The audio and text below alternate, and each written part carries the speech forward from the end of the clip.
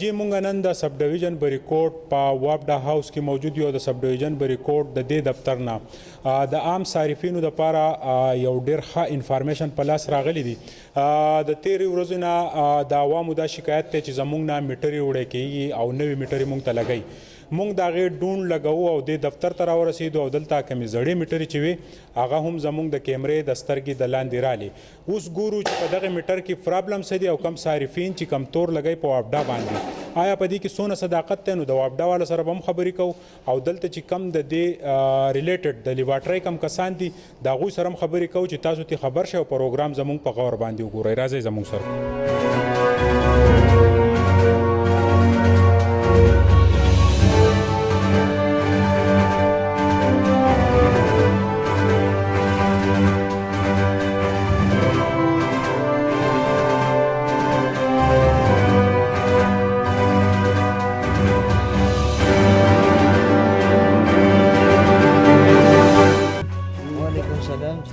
تاسو چې دا کمې میټرې راغلي دي نو دې کې ستاسو سره څه داسې ټیکنیکل ټیکنالوژي ده چې تاسو هغه معلوموئ چې یاره دا میټر غل دی؟ جی موږ باډۍ ته وګورو، باډۍ ته ورو چې باډۍ موږ سره ټیکي نو هغې باندې موږ وکړي چې کله ټیک نه وي موږ په ټیمپر ولیکو. نو تاسو ته ښیم اوس دا داسې باډیانې ده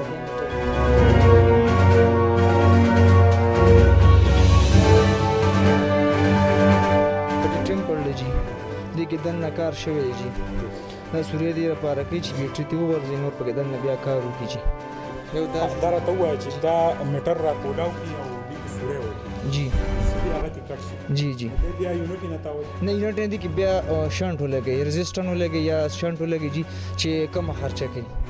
دا راته ووایه دا کم قسم خلک کوي د دې په مارکیټ کې کم ماهرین دي چې دا شنټ لګوي. د دې تاسو ته اطلاعات راغلي؟ نه جی دې خو موږ ته اطلاعات نشته جی.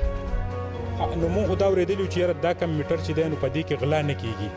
نو دا طریقه کار دوی څنګه معلوموي؟ د وابډا والا ورسره خو څوک شریک نه دي؟ نه جی وابډا والا څوک شریک نه دي جی. خو څه ویم جی نو دې کې موږ څه نشو ویلي. موږ خو بس ریزلټ ورکوو چې ټیک دی یا خراب دی جی.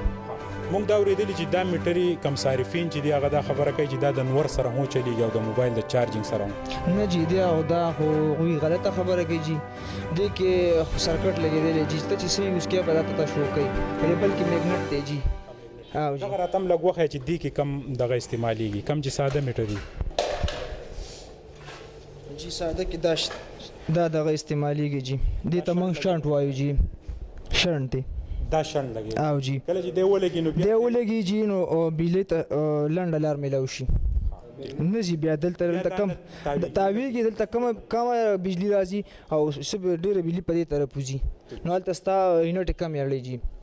دا راته ووایه چې کم ستاسو ټیم لاړ شي هغه دا څه داسې ټیکنیکل طریقې چې دا معلوم کړي چې دا شنټ جی. موږ باډۍ ته ګورو باډۍ چې موږ وګورو چې کله موږ سره اوریجنل باډۍ موږ چیک کوو چې کله باډۍ ټیم پړي نو موږ ته پته ولګي چې دې کې دننه خامخا کار شوی دی جی. تاسو څونه میټرې د پروسس نه ووتې او په هغې کې دا قسمه پالټ چې و هغه مخې ته رالو څونه میټر جی؟ دا میټرې دي تاسو په خپله کیمره کې راوستې دي کې پالټ دی جی او نور دی جی چیکینګ باندې روان دي جی چې څونه راځي. زموږ سره جی ګلدا موجود دی. ګلدا چونکې ته دا میټر ماله راکوي کم عام صارفین چې دي هغوی په خپلو میټرو کې یا کم کرایهدار چې یو کرایهدار لګېدلی هغه په خپل میټر کې د وابډا د بیل د بچ کېدو نه دا شنډ لګولی بیا چې بل کرایهدار راشي ته پته نه وي قرآن قسم هم خوري هغه مختلف دغه هم کوي چې یاره زه خو نه یم ذمهوار.